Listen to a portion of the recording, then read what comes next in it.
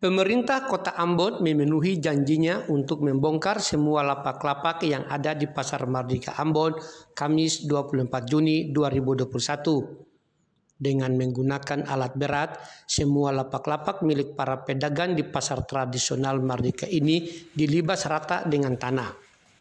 Dalam pembongkaran itu, tidak ada perlawanan yang berarti dari para pedagang. Pasalnya, pemerintah Kota Ambon sebelumnya sudah melakukan pemberitahuan dan sosialisasi kepada para pedagang itu.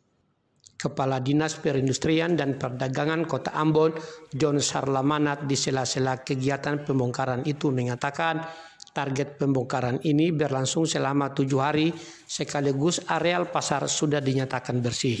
Ya, jadi kalau berdasarkan analisa dari Dinas PU, ya, dari Kepala Dinas PU, nanti secara teknis ditanyakan lagi, itu diperkirakan dengan gedung yang seperti bisa dilihat ini, itu ditargetkan 7 hari, sampai dengan pengangkutan material, ya, pembersihan dan pengangkutan material.